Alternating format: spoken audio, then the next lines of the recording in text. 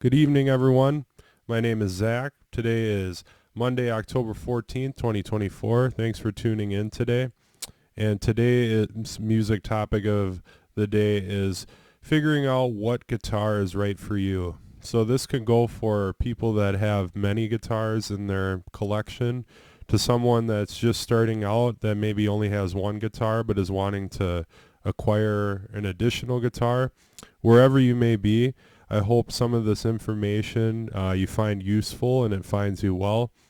And let's dive into it. So how to decide which guitar is right for you. So I kind of came up with a list of things that I would consider before purchasing a guitar, right? So number one, and the biggest thing that's really, really obvious is your budget, right? How much money do you have available to spend on an instrument, and how much are you wanting to spend, right? So if you're a beginner, you may be only looking to spend a few $100 to get your first instrument. Whereas if you're an intermediate player to even a professional level player, you may be looking at something that might be in the couple thousand, $3,000 dollar range to even more grandiose than that if you're looking for something that's more of a vintage instrument. The other thing that I wanted to bring up too is what type of music are you looking to play, right? So if you're looking to play, jazz, for example, gypsy jazz, then you're going to want to have a gypsy jazz guitar, to be able to accomplish those type of things. Or if you're wanting to, play certain, genres like rock or blues, that might be a totally different avenue that may require a particular type of instrument. Not saying that there's definitely many solutions to fit that fill that void, I should say, but I think I look at me personally, I look at guitars as like tools, right?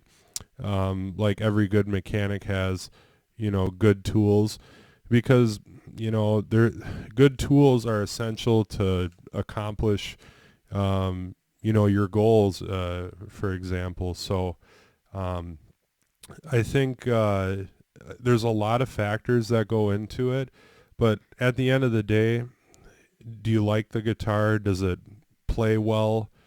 Do you like the appearance? And that's kind of what we're going to get into next. So number three, the third point, is what level of player are you? Are you a beginner? Are you intermediate? Are you a professional? Are you a gigging musician? Are you going out, playing a lot of shows? That influences, I think, what you should be searching for when you're buying something, right? If you're a gigging musician, you may want something that's really, really good quality, a professional level instrument, but maybe not something that's so valuable and so sentimental to you that you don't want to risk it getting damaged on tour, whatever you're doing, because you're doing a lot of traveling, you're hauling the instrument, and even though it's in a hard case, bad things can happen, right? So those are all things to consider. The fourth point, I should say, is the appearance of the guitar, right? You have to like how it looks. Do you like the finish? Do you like the color of the neck, the back and sides? Is it a gloss finish? Is it a more of like a matte finish? All those things matter, right? Because at the end of the day, it's your hard-earned money that you're spending, and you get a look at it every day, every time you come home or every time you pick it up. So I think that's a really important thing. The fifth point is playability, and this is something that as I've gotten older, gotten more experience, been playing for many, many years, I think this comes into play even more so, right? So does the guitar feel good to play? Is the action the way you want? Are the frets the right size for you? Does it have the right scale length? All those things you start to realize, hey, I kind of like this particular design more than others because it fits me better and it works for you better. At the end of the day, that's the most important thing. Number 6, this one is really crucial too, is reliability. So is it a guitar that is going to stay in tune? Is the intonation good? Is it going to be something that you're not having to worry about? Is it going to be causing you problems? That type of thing. And I've been on that spectrum of things where I've had a guitar that I really liked, but it just had nothing but problems. And I hardly pick it up anymore because it's just going down that road. I already kind of know what's going to happen type thing. So definitely reliability is a huge thing. Something that every time you grab your instrument, it's gonna do what you want it to do type thing. So the seventh thing is kind of giving you guys some ideas out there regarding different models, and I picked up a list off of guitarmetrics.com. So these are the popular guitars of the recent era, and I think there's about 5 of them that they put up here. There may be a little bit more, so bear with me. So the number one most popular guitar on the list right now is the Fender Player Stratocaster. Strats are obviously a really popular guitar. They're really awesome. You can do a lot of things with them.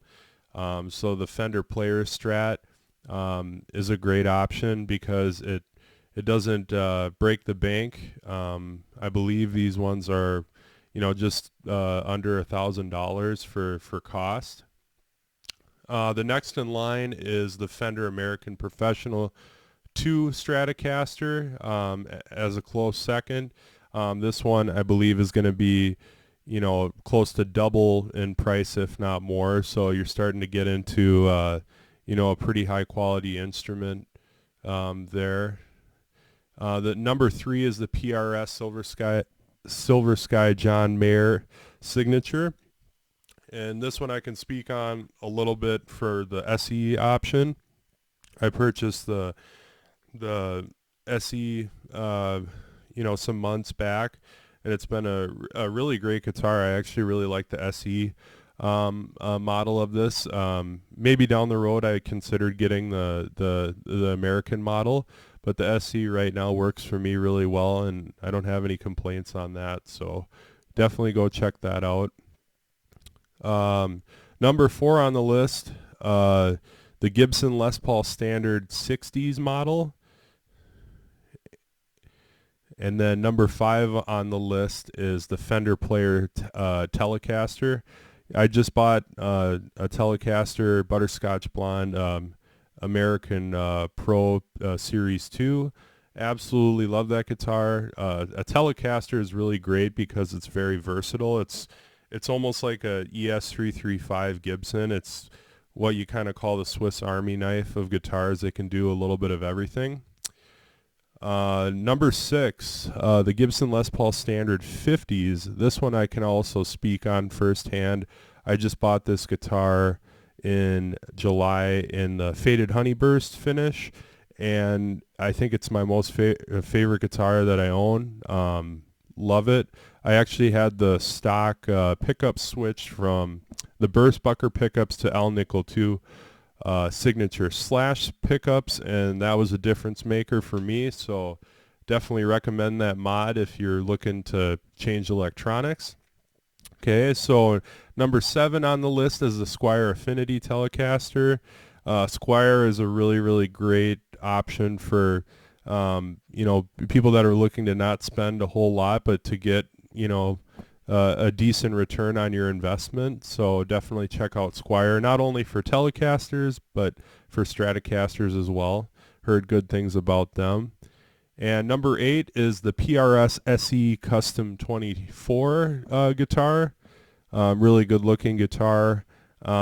Something I don't really have any personal experience playing. I've never played one myself, so I can't really speak on that. But PRS is definitely a quality brand. Definitely respect what they're doing. And hopefully down the road could own another PRS as well. So Number 9 is the Gibson Les Paul Classic, so more, Gibson brand guitars. The Les Paul is kind of their bread and butter. And the 10th most popular guitar that made this list is the ESP LTD EC 1000. So that made up the last guitar on the list for the top 10. So I know I said, a top 5, forgive me, top 10 list on guitarmetrics.com. And this article was posted back in early May. So just kind of wrapping up our talk today, how to shop for a guitar. So this is something that I kind of found I think it's a great way of shopping for a guitar. For example, say if you have a guitar in mind, right, that you really want to buy or that you're interested in, I would say find a store, find a location that has that exact guitar in stock in person, that you can go play it yourself, get a feel for it, and then order the guitar online brand new. That way it hasn't been touched or tinkered with. I do this a lot with amplifiers as well. So you can go jam out on an amplifier in a store, but then you're like, okay, well, I want it brand new, so that way nobody's touched it. I know it's just me taking care of it, to give you that kind of peace of mind. I think that's a great approach to doing it. And then the last thing is the whole vintage versus brand new, right? For me personally, I prefer to have a brand new instrument, something that hasn't been tinkered with. But I do understand the desire and want for a vintage instrument, because a lot of times there's a particular era where that guitar was made and when it was made, that holds a quality that appreciates and value over time. So there's definitely that.